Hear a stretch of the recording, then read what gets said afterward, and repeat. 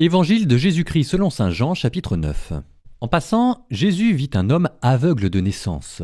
Ses disciples l'interrogèrent. « Rabbi, qui a péché, lui ou ses parents, pour qu'il soit né aveugle ?»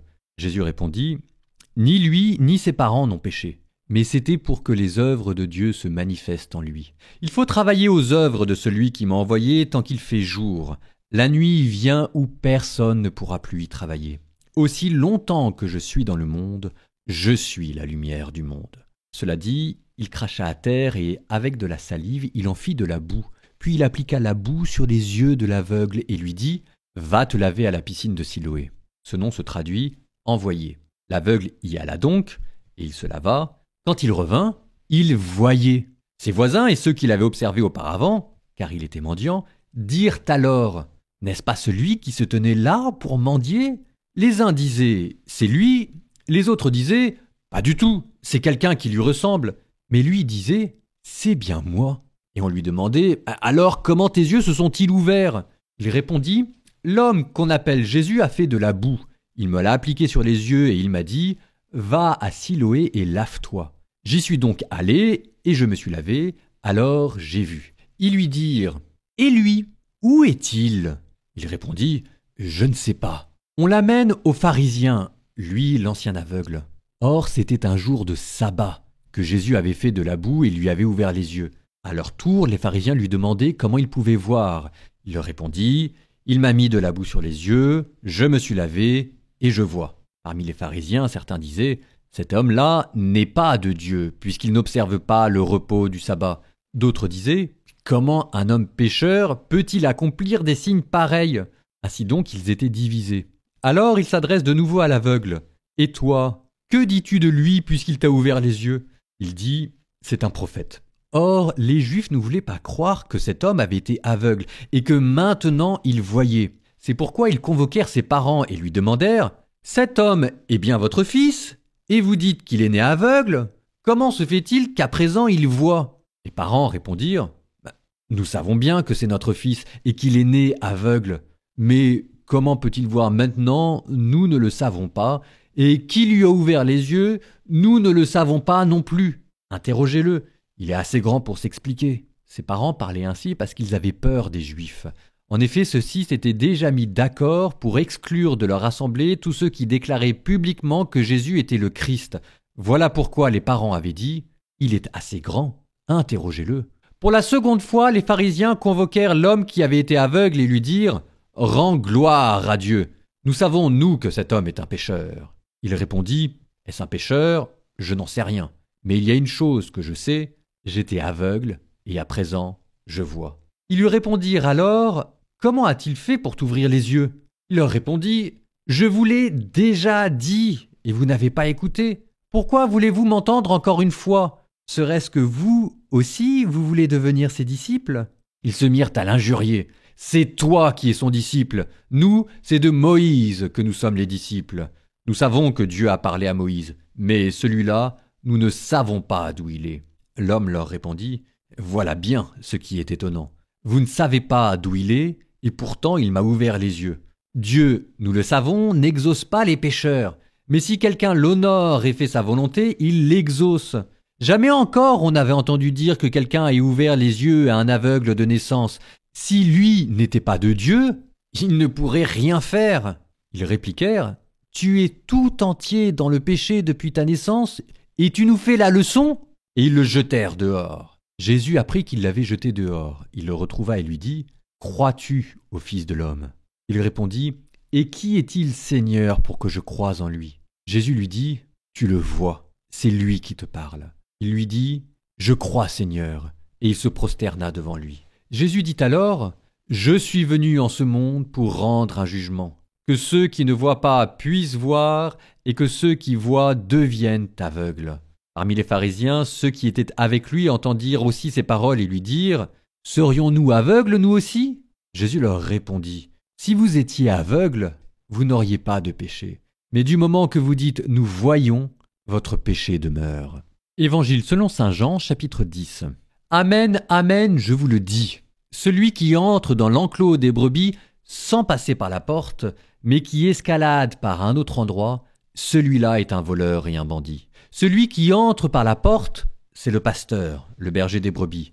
Le portier lui ouvre et les brebis écoutent sa voix. Ces brebis à lui, il les appelle chacune par son nom et il les fait sortir. Quand il a poussé dehors toutes les siennes, il marche à leur tête et les brebis le suivent car elles connaissent sa voix. Jamais elles ne suivront un étranger, mais elles s'enfuiront loin de lui car elles ne connaissent pas la voix des étrangers. Jésus employa cette image pour s'adresser à eux. Mais eux ne comprirent pas de quoi il leur parlait. C'est pourquoi Jésus reprit la parole. « Amen, amen, je vous le dis, moi je suis la porte des brebis. Tous ceux qui sont venus avant moi sont des voleurs et des bandits, mais les brebis ne les ont pas écoutés. Moi, je suis la porte. Si quelqu'un entre en passant par moi, il sera sauvé. Il pourra entrer, il pourra sortir et trouver un pâturage. Les voleurs ne viennent que pour voler, égorger, faire périr. Moi je suis venu pour que les brebis aient la vie, et la vie en abondance. Moi je suis le bon pasteur, le vrai berger qui donne sa vie pour ses brebis. Le berger mercenaire n'est pas le pasteur, et les brebis ne sont pas à lui. S'il voit venir le loup, il abandonne les brebis et s'enfuit. Le loup s'en empare et les disperse. Ce berger n'est qu'un mercenaire, et les brebis ne comptent pas vraiment pour lui. Moi, je suis le bon pasteur. Je connais mes brebis. Mes brebis me connaissent, comme le Père me connaît, et que je connais le Père, et je donne ma vie pour mes brebis. J'ai encore d'autres brebis, qui ne sont pas de cet enclos. Celles-là aussi, il faut que je les conduise. Elles écouteront ma voix, il y aura un seul troupeau et un seul pasteur. Voilà pourquoi le Père m'aime, parce que je donne ma vie pour la recevoir de nouveau. Nul ne peut me l'enlever. Je la donne de moi-même. J'ai le pouvoir de la donner, j'ai aussi le pouvoir de la recevoir de nouveau. Voilà le commandement que j'ai reçu de mon Père. De nouveau, les Juifs se divisèrent à cause de ces paroles. Beaucoup d'entre eux disaient « Il a un démon, il délire. Pourquoi l'écoutez-vous » D'autres disaient « Ces paroles ne sont pas celles d'un possédé. Un démon pourrait-il ouvrir les yeux des aveugles ?» Alors arriva la fête de la dédicace du temple à Jérusalem. C'était l'hiver. Jésus allait et venait dans le temple sous la colonnade de Salomon. Les Juifs firent cercle autour de lui et lui disaient « Combien de temps vas-tu nous tenir en haleine ? Si c'est toi le Christ, dis-le-nous ouvertement !» Jésus leur répondit « Je vous l'ai dit, et vous ne croyez pas. Les œuvres que je fais, moi, au nom de mon Père, voilà ce qui me rend témoignage. Mais vous, vous ne croyez pas, parce que vous n'êtes pas de mes brebis.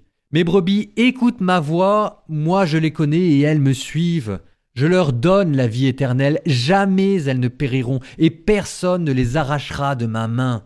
Mon Père qui me les a donnés est plus grand que tout, et personne ne peut les arracher de la main du Père. Le Père et moi, nous sommes un. » De nouveau, des Juifs prirent des pierres pour lapider Jésus. Ceux-ci reprirent la parole. « J'ai multiplié sous vos yeux les œuvres bonnes qui viennent du Père. Pour laquelle de ces œuvres voulez-vous me lapider ?» Ils lui répondirent « Ce n'est pas pour une œuvre bonne que nous voulons te lapider, c'est pour un blasphème. Tu n'es qu'un homme et tu te fais Dieu. » Jésus leur répliqua « N'est-il pas écrit dans votre loi, j'ai dit, vous êtes des dieux ? Elle les appelle donc des dieux, ceux à qui la parole de Dieu s'adressait. Et l'écriture ne peut pas être abolie. Or, celui que le Père a consacré et envoyé dans le monde, vous lui dites « Tu blasphèmes parce que j'ai dit, je suis le Fils de Dieu. Si je ne fais pas les œuvres de mon Père, continuez à ne pas me croire. Mais si je les fais, même si vous ne me croyez pas, croyez au moins les œuvres. Ainsi vous reconnaîtrez et de plus en plus que le Père est en moi et moi dans le Père. » Eux cherchaient de nouveau à l'arrêter, mais il échappa à leurs mains. Il repartit de l'autre côté du Jourdain, à l'endroit où, au début, Jean baptisait, et il y demeura. Beaucoup vinrent à lui en déclarant « Jean n'a pas accompli de signe, mais tout ce que Jean a dit de celui-ci était vrai. » Et là, beaucoup crurent en lui. Fin de la lecture. Acclamons la parole de Dieu, louange à toi Seigneur Jésus. Je commence avec une image, celle de la maison. Souvenez-vous, il était question d'une maison, d'un enclos lorsque Jésus disait à propos de ses brebis « Moi je suis le bon pasteur et il faut que je fasse sortir les brebis de cet enclos. » C'est quoi cet enclos ? Cet enclos, c'est la synagogue, le judaïsme. C'est en fait, même de manière plus large, les différentes traditions religieuses. parce qu'on fait tous partie d'une tradition religieuse. Alors les uns parmi vous, lointainement, viennent du judaïsme et les autres, lointainement, viennent du paganisme. Et dans la tête de Jésus, ces différentes traditions religieuses, les différentes religieux faisaient autant d'enclos et il fallait qu'il les fasse sortir les brebis pour les amener jusqu'à Dieu. Alors, parmi tous ces enclos, il y en avait un beau, propre, clair, que Dieu lui-même avait, entre guillemets, bâti, qui était le judaïsme avec ses prophètes. Et c'est très beau parce qu'en fait, là, vous voyez que il avait été question d'un aveugle de naissance qui reconnaît Jésus comme son sauveur et qui est jeté dehors. Les pharisiens lui disent « Toi, tu es tout entier dans le péché, tu nous fais la leçon », il le jette dehors. Et donc là, en fait, vous avez quelqu'un qui vient d'être jeté de son enclos et vous avez Jésus, en fait, comme s'il le prenait par la main et qui lui dit « Bon, c'est pas grave, je vais t'accompagner et je vais maintenant te montrer les pâturages éternels. Crois-tu dans le Fils de l'homme ?»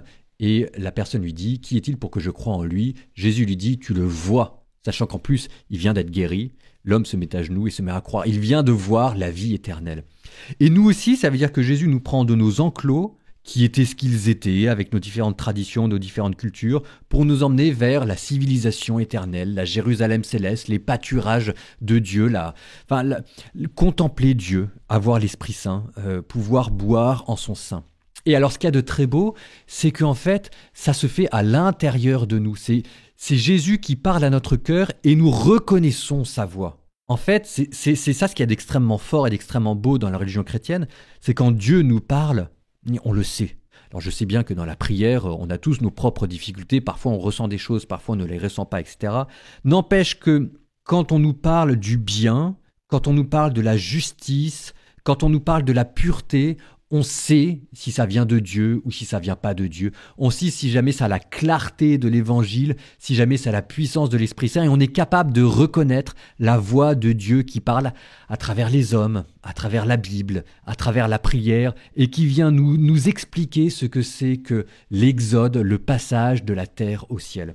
Et ça se fait dans le sanctuaire de notre cœur, parce que ça c'est encore cet autre enclos. Vous avez l'enclos extérieur qui sont les traditions culturelles et vous avez ensuite l'enclos intérieur qui est l'endroit où Dieu vous parle à votre cœur, à vous, le sanctuaire de la conscience, là où l'homme fait face à son Créateur. Et c'est ça ce qu'il y a de beau, c'est que quand Jésus parle, on reconnaît sa voix. Parce qu'il a une manière de parler qui n'est que à lui. Il y a une fraîcheur, il y a une clarté, il y a une puissance, il y a une consolation. C'est une parole qui est capable de faire la différence entre le bien et le mal. Enfin, c'est extraordinaire. C'est extraordinaire et c'est cela être une brebis de Jésus. Et à côté de tout ça, il y a comme en contrepoint, vous avez les pharisiens qui ne comprennent pas, qui s'enfoncent dans leurs péchés, qui sont des mauvais pasteurs. Et à côté de ça, toujours encore derrière, vous avez cet aveugle de naissance qui n'a aucune instruction, qui ne comprend rien à la vie et qui pourtant est capable de tenir la dragée haute aux pharisiens et de leur expliquer les leçons de ce que c'est que la religion. Parce que si jamais vous vous souvenez de la manière dont l'aveugle de naissance, maintenant guéri, parle aux pharisiens, ça respire le bon sens.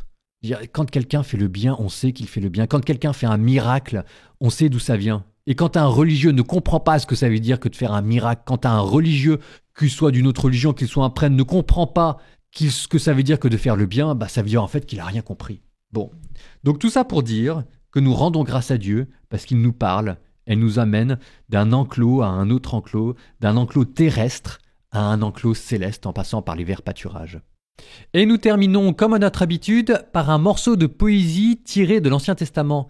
Proverbes chapitre 5, versets 15 à 23. « Bois de l'eau à ta citerne, des eaux vives de ton puits. Tes sources iraient-elles se répandre au dehors, couler en ruisseaux sur les places? Qu'elles soient pour toi seul, sans partage. Que ta fontaine soit bénie, qu'elle soit ta joie, la femme de ta jeunesse. Biche de tes amours, gracieuse gazelle. Laisse-toi toujours enivrer de ses charmes, reste éperdu d'amour pour elle. Pourquoi, mon fils, t'éprendre d'une autre, enlacer une étrangère? Le Seigneur a les yeux sur les chemins de l'homme, il observe toutes ses pistes.